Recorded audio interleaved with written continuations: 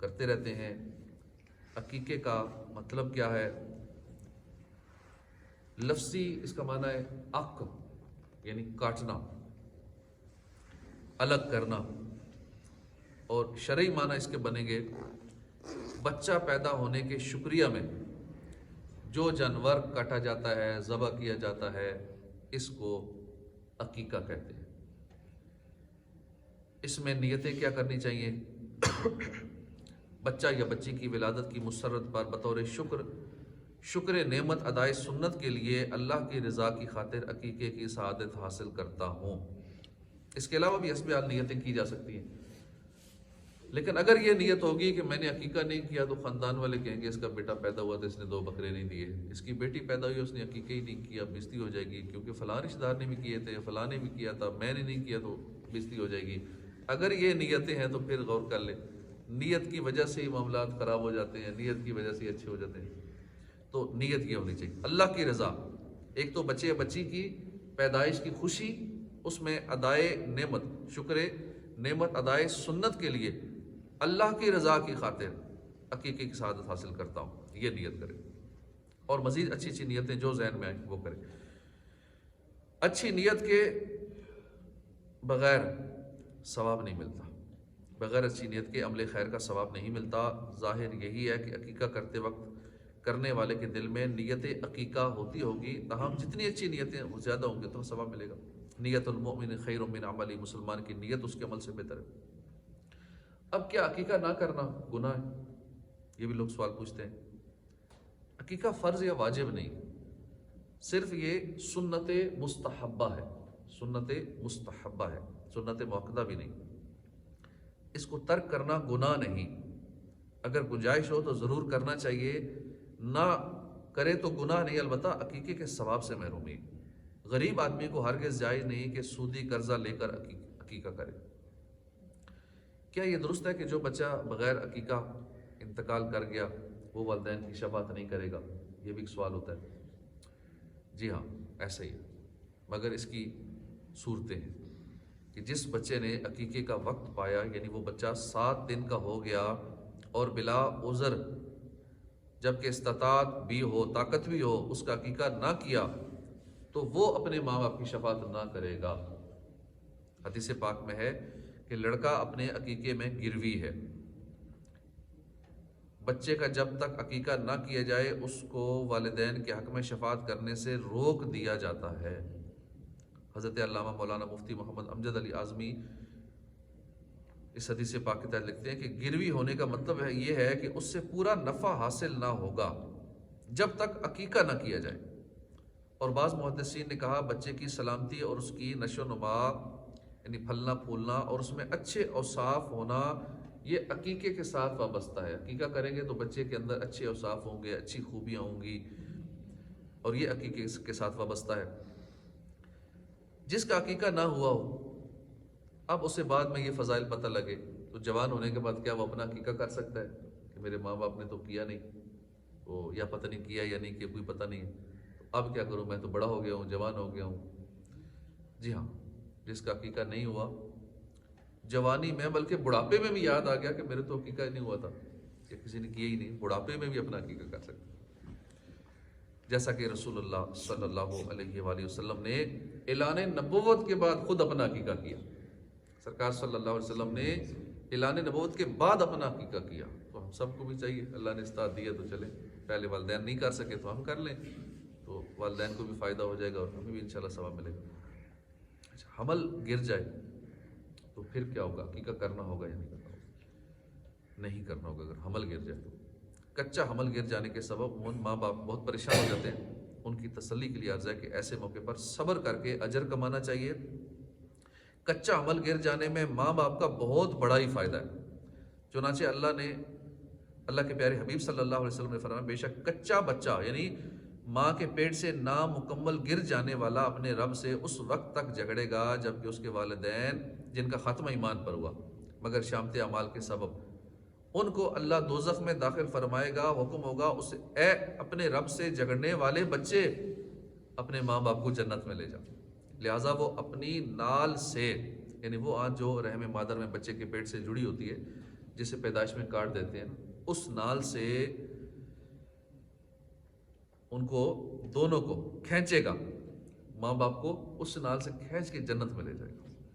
تو اس روایت سے ایمان کی سلامتی کی اہمیت بھی پتہ چلی کہ شفاعت کی نعمت پانے کے لیے ایمان سلامت ہونا ضروری ہے، تب شفاعت ہوگی، تب کوئی اور ہمیں بخشوائے گا، کوئی حافظ ہمیں بخشوائے گا، کوئی عالم بخشوائے گا، کوئی نیک بندہ ہمیں بخشوائے گا، اس صورت میں جب ایمان پر ختم ہوگا۔ تو اس لیے ہر ایک کو اپنے ایمان کی سلامتی کی فکر کرنی چاہیے۔ ایمان کی سلامتی اللہ کی رضا میں پوشیدہ ہے، اللہ راضی ہے تو ایمان سلامت، اللہ ناراض ہو گیا تو ایمان برباد ہونے کا چانس ہے۔ اللہ کی رضا اس کے حبیب کی فرما برداری میں ہے، اور ایمان کی بربادی اللہ کی ناراضی میں پوشیدہ ہے۔ اللہ کی ناراضی اس کی اور اس کے حبیب کی نافرمانی میں ہے۔ اللہ ہمیں ایمان کی سلامتی عطا فرمائے۔ اگر بچہ پیدا ہونے کے بعد 7 دن سے پہلے فوت ہو جائے تو اس کی عقیقے کا کیا کریں گے؟ اگر مرنے کے بعد کر دیں تو والدین کی شفاعت کرے گا یا نہیں کرے گا؟ یہ بھی ایک سوال ہوتا ہے۔ اب عقیقے کی حاجت نہیں، ایسا بچہ شفاعت کر سکے گا۔ اعلیٰ حضرت فرماتے ہیں جو مر جائے کسی عمر کا ہو، اس کا عقیقہ نہیں ہو سکتا۔ بچہ اگر 7ویں دن سے پہلے مر گیا تو اس کی عقیقہ نہ کرنے سے کوئی اثر اس کی شفاعت وغیرہ پر نہیں، کہ وہ وقت عقیقہ آنے سے پہلے ہی گزر گیا۔ عقیقے کا وقت شریعت میں 7واں دن ہے۔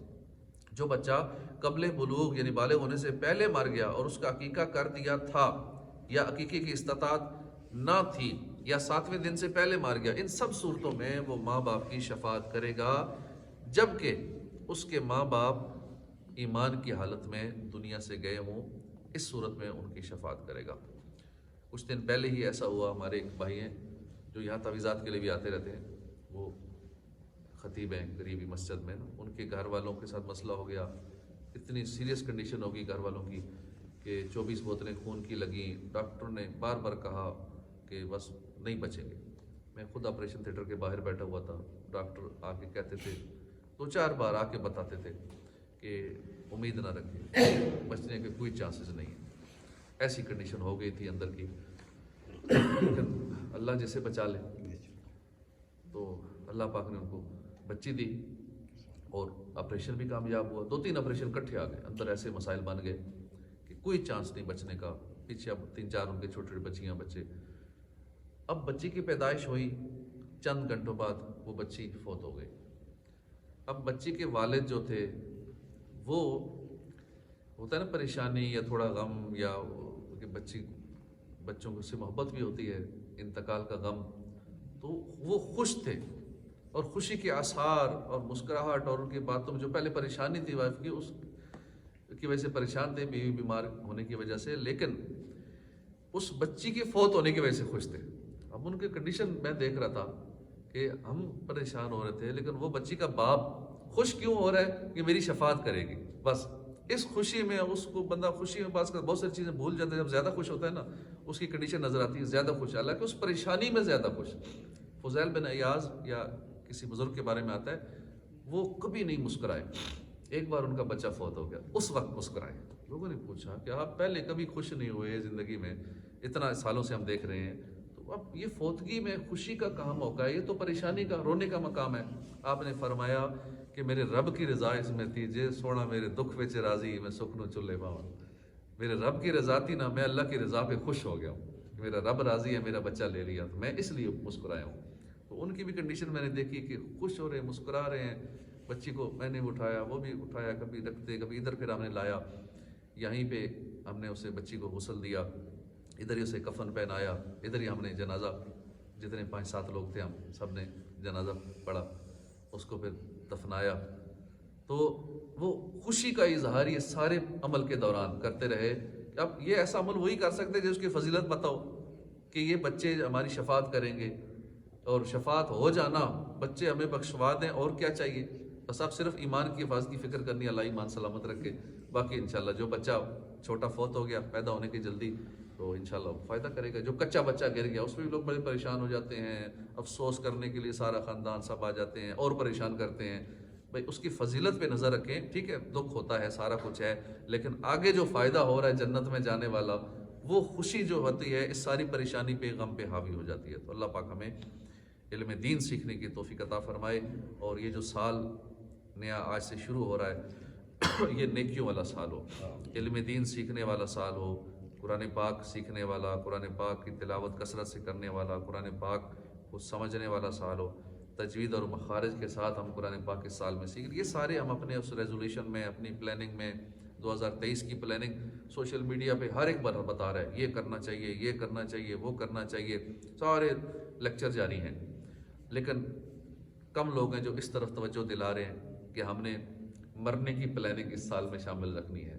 مرنے کو بھول کے باقی ساری پلاننگ شامل ہوتی ہے اپنے اسکیجول میں، اپنے ریزولوشن میں، صرف نیکیوں والا سسٹم شامل نہیں ہوتا کہ میں نے کتنا علم دین سیکھنا ہے، میں نے کتنی عبادت کرنی ہے، جو آخرت میں فائدہ دیں چیزیں وہ ساری ہم نے اس سال کے اس شیڈول میں جو ہم نے لکھنا چاہیے، اگر کوئی نہیں لکھتا لکھ لینا چاہیے، پورے سال میں یہ کرنا ہے، اتنا قرآن پاک یاد کرنا ہے، اتنا علم دین سیکھنا ہے، جو فرض علوم ہے ضروری ہے مجھ پہ وہ یہ میں نے سیکھنا ہے، ایسے سیکھنا ہے، روز اتنا مطالعہ کرنا ہے، میں نے نمازیں مس نہیں کرنی، میں نے جتنے یہاں درس و بیان ہوتے ہیں اس میں نے پابندی سے شرکت کرنی ہے، اللہ کی راہ میں نے زیادہ سے زیادہ خرچ کرنا ہے، تاکہ امیر ہونے کا بھی نسخہ یہی ہے، اگر کوئی چاہتا ہے نا کہ میں سال میں امیر ہو جاؤں، میرے پاس دولت زیادہ آ جائے، میری تنگ دستی ختم ہو جائے، تو باقی بزنس کی پلاننگ وہ جو بھی کرے، ملے نہ ملے وہ ایک الگ میٹر ہے، کہ وہ آن لائن بزنس کرے یا جو بھی کرے، تو وہ کتنا نفع ہو نہ ہو کچھ پتہ نہیں ہے، لیکن اللہ کی راہ میں خرچ کرنے والے کو کنفرم ہے کہ اسے نفع ملے گا ہی ملے گا، اس کو پرافٹ ہونا ہی ہونا ہے،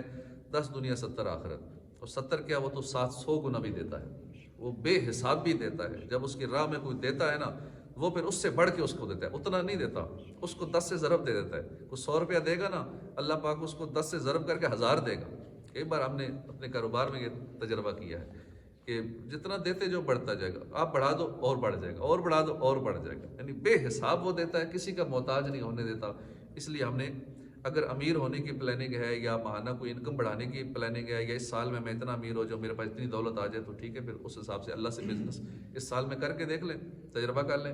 جب میرے آقا خود فرما رہے، قسم کھا کے فرما رہے ہیں سرکار صلی اللہ علیہ وسلم کہ اللہ کی راہ میں دینے سے کم نہیں ہوتا، بڑھتا ہے، بڑھا دیا جاتا ہے۔ کیا قربانی کے دوران عقیقہ کا حصہ رکھا جا سکتا ہے؟ جی، 7 حصوں میں سے عقیقے کا حصہ بھی 7 اس میں رکھ سکتے ہیں۔ تو اسی طرح بکرا وغیرہ، اچھا اس میں یہ بھی مسئلہ ہے، کئی ایسا کرتے ہیں کہ جو بھی بکرا 6 مہینے کا 3 ماہ کا جو مل گیا کہتے ہیں اس میں وہ بکرا چلے گا جو قربانی میں چلتا ہے، جو قربانی کی شرائط ہیں، دندہ ہونا چاہیے تو دندہ بکرا چلے گا عقیقے کے لیے بھی، ہاں عام صدقہ کرنا ہے تو کوئی بکرا چڑھ جائے گا۔ اللہ پاک ہمیں عمل کی توفیق عطا فرمائے، آمین بجاہ النبی الامین صلی اللہ علیہ وسلم۔ اعوذ باللہ من